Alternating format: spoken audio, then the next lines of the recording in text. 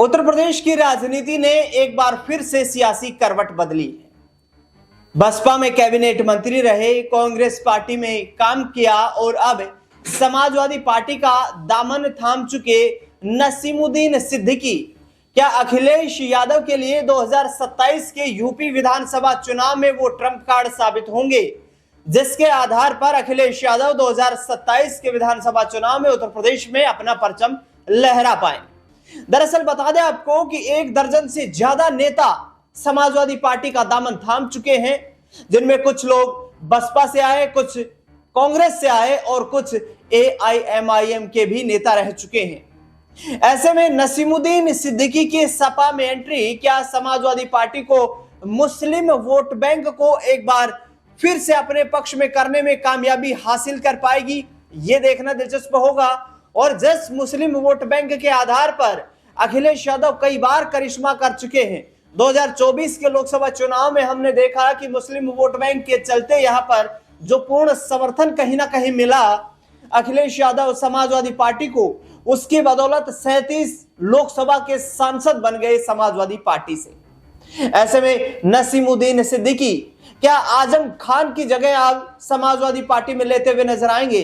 क्या नसीमुद्दीन सिद्दीकी आजम खान का जो रिक्त स्थान है उसको पूर्ण कर पाएंगे और यूपी में क्या मुस्लिम वोट बैंक को एक बार फिर से नसीमुद्दीन सिद्दीकी के माध्यम से अब अखिलेश यादव अपनी ओर आकर्षित कर पाएंगे? इस पूरे मुद्दे पर चर्चा करेंगे और इस विस्तार से चर्चा में मेरे साथ मेरे वरिष्ठ सहयोगी अमन जी जुड़ चुके हैं। सर, स्वागत है आपका। समाजवादी पार्टी में एक ग्रैंड एंट्री हुई है नसीमुद्दीन सिद्दीकी की। बसपा सरकार में कैबिनेट मंत्री रह चुके हैं, कांग्रेस का एक बड़ा चेहरा रहे, लेकिन अब समाजवादी पार्टी में एंट्री, बड़ा बयान दिया कि लक्ष्य एक ही है, टास्क एक ही है, वो है अखिलेश यादव को मुख्यमंत्री बनाना और पीडीए की सरकार बनाना। ऐसे में आखिरकार नसीमुद्दीन सिद्दीकी के समाजवादी पार्टी में एंट्री को आप किस तरीके से देखते हैं? देखिए दिनेश जी, बिल्कुल यहाँ पर अगर हम देखें कि लगभग साल भर का वक्त जो है उत्तर प्रदेश चुनाव में बचा हुआ है, इसीलिए तमाम जो पॉलिटिकल पार्टियां हैं वो तमाम बड़े बड़े दावे करते हुए दिखाई पड़ते हैं, तमाम बड़े चेहरों को अपनी तरफ रिझाते हुए नजर आते हैं और कई चेहरे ऐसे भी हैं जो दल बदल कर दूसरे दलों में शामिल हो रहे हैं। इसी में नसीमुद्दीन सिद्दीकी का भी नाम जुड़ता हुआ दिखाई पड़ रहा है, क्योंकि कांग्रेस में इससे पहले थे, उससे पहले बसपा में थे, तो अब सपा में वो शामिल होते हुए दिखाई पड़ते हैं। तो क्या यहाँ से ये मानकर चला जाए कि सपा जो है अपनी ताकत को और मजबूत करना चाहती है? एक बात। दूसरी बात ये कि क्या नसीमुद्दीन सिद्दीकी के जरिए आजम खान का जो रिप्लेसमेंट है यहाँ पर वो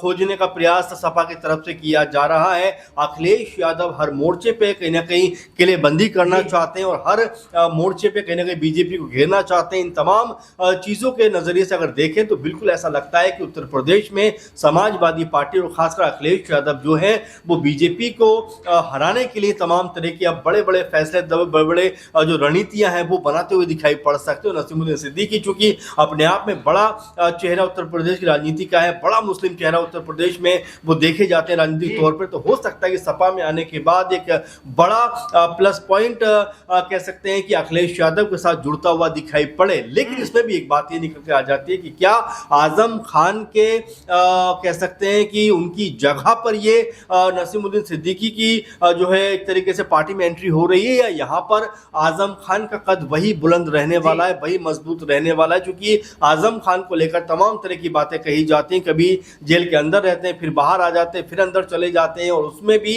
ये बात निकलकर सामने आती है कि अखिलेश यादव को जिस जोर शोर से जिस मुद्दे को उठाना चाहिए वहां पर वो उस बात को रखते हुए दिखाई नहीं पड़ते। तो ऐसे में हो सकता है कि आजम खान की जगह ना सही, लेकिन कम से कम आजम खान को टक्कर देने के लिए तो नसीमुद्दीन सिद्दीकी का सपा में आना एक कई तरह के कयासों को लेकर भी नजर आता है कि क्या अब आजम खान की जो अहमियत है सपा के अंदर वो घटती हुई दिखाई पड़ती है। दिनेश जी, दूसरा हम ये भी कह सकते हैं कि अखिलेश यादव और आजम खान की मुलाकात कुछ समय पहले हुई भी थी, रामपुर में भी, फिर लखनऊ में भी, और तब भी ये चर्चा चली थी कि क्या आजम खान जो है किसी दूसरे दल में जाते हुए दिखाई पड़ेंगे। तो क्या वो जो बातें या वो खबरें उस समय निकल के सामने आ रही थी, अब वो क्या कोई मूल रूप ले सकती हैं, मूल स्वरूप में आ सकती हैं? और क्या आजम खान जो है, जिनको लेकर चंद्रशेखर आजाद भी तमाम तरह के दावे करते हुए दिखाई पड़ते थे, तो क्या अब उनकी जो एंट्री है वो किसी दूसरे दल में होती हुई दिखाई पड़ेगी? ये अपने आप में बड़ा सवाल बनता हुआ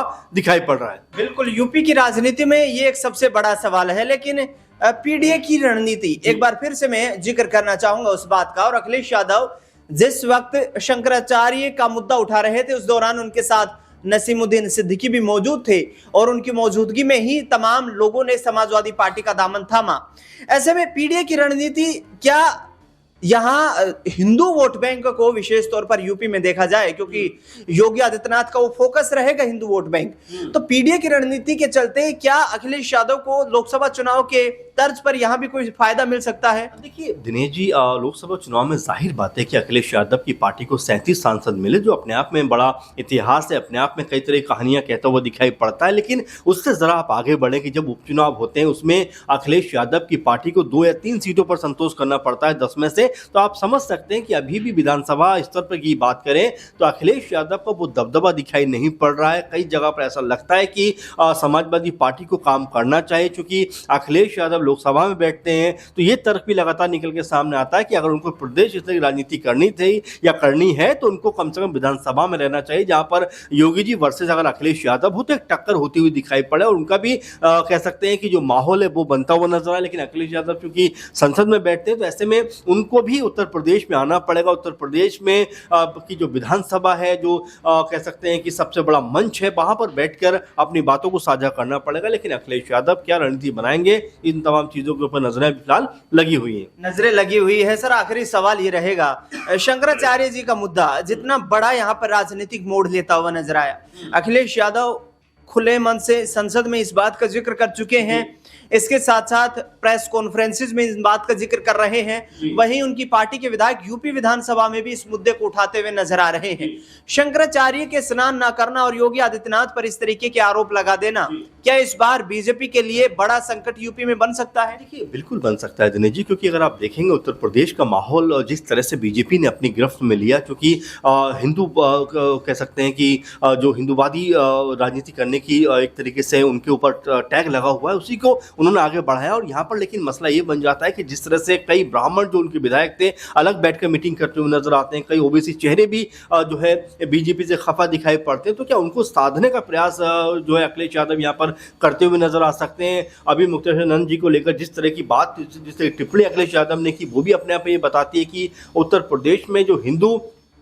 मतदाता है, जो पिछड़ा वर्ग आता है हिंदुओं में, उनको साधने का प्रयास करें, इसलिए पीडीए का नारा देते हुए दिखाई पड़ते हैं। तो क्या वो सब लोग अखिलेश यादव की तरफ जाते हुए दिखाई पड़ेंगे? और साथ में मुस्लिमों की बात करें तो वो भी कहीं ना कहीं उस चीज़ को लिए भी 17% जो वोटर है मुस्लिम खासकर, उनको भी अपनी तरफ जाने के लिए क्या नसीमुद्दीन सिद्दीकी को लेकर आए? तो ये तमाम सारे सवाल हैं जो आने वाले दिनों में ज़रूर कह सकते हैं कोई बड़ा कारनामा उत्तर प्रदेश में करते हुए दिखाई पड़ेंगे। लेकिन अब इसको लेकर बीजेपी, कांग्रेस पार्टी किस रणनीति बनाएंगी, और क्या नसीमुद्दीन सिद्दीकी के सपा में शामिल होने से कांग्रेस और जो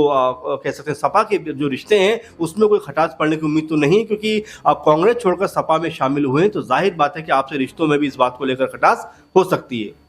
यूपी में कांग्रेस और समाजवादी पार्टी को लेकर सपा प्रमुख अखिलेश यादव ये ऐलान कर चुके हैं कि विधानसभा का चुनाव दोनों पार्टियां आपस में एक साथ इंडिया गठबंधन के बैनर तले मिलकर लड़ेंगी। सीटों की कोई लड़ाई नहीं है, इस बार कुर्सी की लड़ाई है, और जिस कुर्सी की लड़ाई को हम जीतने जा रहे हैं, यूपी की जनता हमें अपना आशीर्वाद देने जा रही है। देखना दिलचस्प ये होगा कि आने वाले वक्त में